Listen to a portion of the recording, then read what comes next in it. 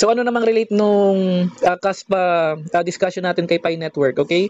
So realizing this information, dito nagkaroon ng lamang si, ayan guys, CASPA and Pi Network update tayo today. Ito yung date and time ng recording natin, okay? So nagbabasa-basa tayo and nagre-research tayo dito sa website ng CASPA, caspa.org.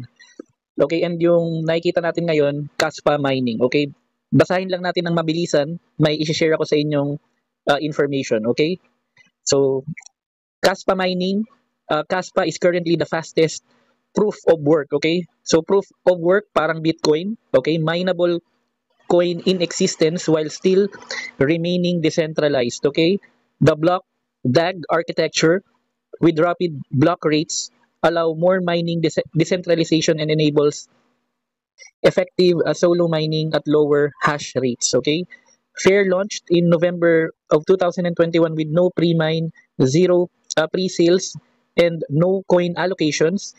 Caspa is 100% decentralized, open source, and community managed. Okay, so makikita nyo dito halos parehas sila ng Pi Network. Okay, ang ibig sabihin lang ng huling sentences na binasa ko is that uh, itong fair launch na sinasabi in November 2021, almost the same with the Pi Network. Ang Caspa Network, and then yung Pi Network, wala silang ICO. Okay? Wala silang initial coin offering. Okay? Ibig sabihin, nung naimbento yung projects or yung mga crypto networks na to, talagang nakadepende sa community yung pagmimina ng Caspa and or ng Pi coins. Okay? Kaya sabi dito nung Caspa Network, with no pre-mine, okay, zero pre-sales, okay, and no coin allocations, okay. So Caspa is 100% decentralized, open source, and community managed. Total supply of Caspa is 28.7 billion coins with an emission schedule that halves once per year via smooth monthly reductions by a factor of 1 over 2 and then 1 over 12. Okay, Caspa mining is based. Okay, ito yung technology behind the Caspa mining. Caspa mining is based on a heavy hash, a modified form of optical miner, ready heavy hash algorithm. Okay, K heavy hash utilizes matrix. Wow, may ganito pa sila. Parang, okay. Wait, kakaiba na yung mga terms na nababasa ko. Parang, ngayon ko lang kasi na-encounter to. K heavy hash utilizes matrix multiplication that is framed into two keycacks. Magre-research pa tayo more on Caspa guys, pero dito pa lang parang napaka-impressive na niya. Okay, K heavy hash is energy efficient, core dominant, and can be successfully mined by GPU, FPGAs, and future specialized mining equipment. Okay, so run the 10 bps Crescendo node 1.0.0. Ayan. And then makikita natin dito block reward, circulating supply hash rate, market cap 2.2 billion, and Caspa mining pools. Okay. Sabi dito sa Caspa mining pools, Caspa can be mined solo or mined as part of a pool. Okay, check out our current pool options below. Unpool. Unpool eh, no? Ang kulit. Uy, kala ko Pi pool eh. P1 pool pala. Okay, miner. Ay, nako. Mining resources. Okay, profit. May calculator pa sila. Caspa mining. Okay. So, ang ginawa ko kasi dito guys, di ba nabasa ko yung article na yun? Nag-switch tayo kay ChatGPT. Tinanong ko si ChatGPT. After ko ma-obtain yung mga information na yun, tinanong ko siya, can I mine Caspa on my phone or it has to be a computer? Okay? So, great question. You cannot effectively mine Caspa or KAS on a phone. It requires a powerful GPU. Okay? Graphic processing unit yun, di ba? Okay. Check lang natin guys kasi gusto ko lang makasiguro. Pero alam ko yun eh. Okay, so for additional input guys, what is GPU? Tama yung iniisip ko kanina. GPU stands for Graphics Processing Unit. It's a powerful chip in your computer that handles graphics and high performance tasks like gaming, video editing, and crypto mining. Yan ang kailangan, okay? Why GPUs matter for mining like Caspa, okay? Much faster than regular processors. Caspa's mining algorithm K-heavy hash is designed to run effectively on GPUs. Oh, okay. Ayan, ito yung mga importanteng dapat nalalaman. Popular GPU brands, Nvidia and AMD. So yung mga list na nandito, Nvidia GTX 1660, RTX 3060 and RTX 3080, including yung AMD RX 580, AMD RX 6600, and then AMD 6800 XT. Okay? So, may simple analogy pa. CPU, brain for general tasks like email and browsing, while GPU, muscle for heavy lifting. Okay, like games, 3D, and mining. Okay, so yun yung more detailed information about GPU, okay? Para mag-make sense sa atin yung mga information na ina-absorb natin. Okay, so why not phones? Caspa uses the K-heavy hash algorithm, which is designed for GPU mining. Mobile CPUs slash GPUs are too weak and inefficient, meaning you'll get near zero hash rate, mag-overheat pa daw, and possible pang ma-damage yung mga cellphone natin. Risky siya, and it's a waste of electricity and time. Okay, makes sense naman. Okay, best way to mine Caspa. Okay, so platform, GPU, PC. Ito na yung recommendation, guys. Halos nabasa na rin natin kanina lahat ng models ng version ba ng GPU for both Nvidia and AMD. Okay, ASICs. Okay, only a few support Caspa.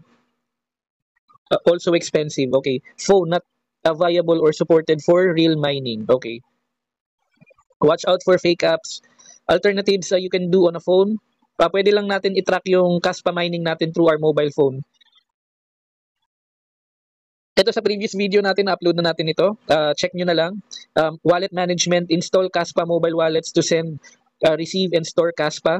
So yung dedicated, decentralized, non-custodial crypto wallet ng Caspa is yung Caspium wallet, okay? So, ayan. So, ano namang relate nung Caspa discussion natin kay Pi Network, okay? So, realizing this information, dito nagkaroon ng lamang si Pi Network kay Caspa, okay? Ito palang phone na ginagamit ko, yung phone ng asawa ko. Medyo mas mababa yung mining rate niya sa akin. Pagka kinumpara niyo sa mga previous videos natin, baka magtaka kayo kung bakit. Yung sa akin, malapit na ako mag 1,000 Pi coins. Yung kanya, nakikita niyo, di ba, 686 lang. So, kasi mas marami rin akong kasama sa circle ko na nagmamine. 8 kami. Okay, so as discussed, dito sa mga previous videos natin about Pi Network, inspired kasi yung mining mechanism ng Pi Network and yung mga roles nito, yung different roles ng Pi Network sa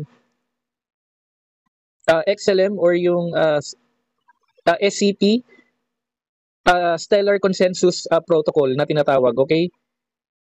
So, pwede nyo yan i-check dito sa ating previous video. Ayan. XLM's Stellar Consensus Protocol, okay? So, dito inspired yung ability ng Pi Network para makapagmina, okay, ng Pi coins only by using our mobile phone without affecting yung capacity ng phones natin. Okay, hindi siya nag-overheat, walang negative effect, hindi nakakabagal ng internet based sa aming experience, wala naman siyang effect. And with that, nagkakaroon pa rin tayo ng ability mag-mine ng Pi coins, okay? So, for additional input, yung SCP na mechanism behind the Pi mining and yung Pi rolls is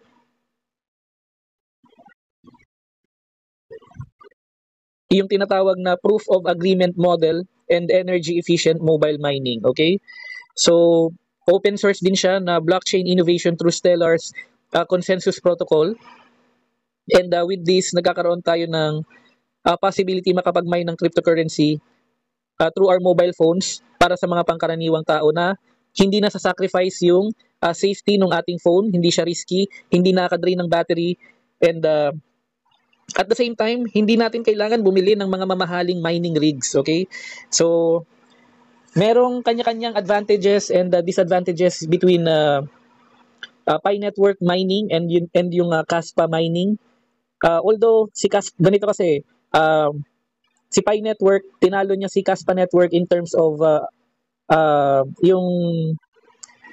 yung pagiging madali kung paano mag-mine ng crypto. So, gamit lang yung phone mo, kaya mo nang mag-mine ng Picoin. Si Kaspa Network naman, kahit basic lang na computer, as long as yung sinasabi kong basic, talagang maganda pa rin siya. Na-mention naman natin yung specs ng mga computers kanina or nung mga GPUs. Pero ano siya, proof of work, pero as long as na-meet mo yung system requirements na na-mention natin kanina, makakapag-mine ka pa ng Kaspa. Okay? Pero si Kaspa naman, tinalo niya naman si Bitcoin kasi unang-una, kasi na-mention ko sa previous video natin dito sa introducing Kaspa.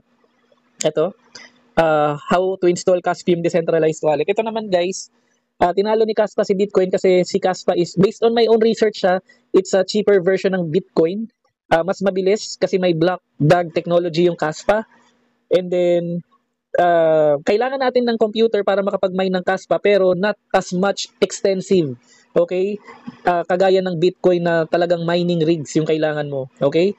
So, you can do your own research para magkaroon kayo ng comparison and mag-make sense lahat ng mga information na binabahagi ko dito sa video natin. Pero that's how it is, okay? Ganun siya nagwo-work. Ganun yung thought process niya. Now, disclaimer statement for our Crypto Bayanihan Web3 wallets. All the information on our website is published in good faith and for general information purposes only, not financial advice, okay? I encourage everyone to always do their own research whenever you're exploring the volatile world of cryptocurrency. Maraming salamat.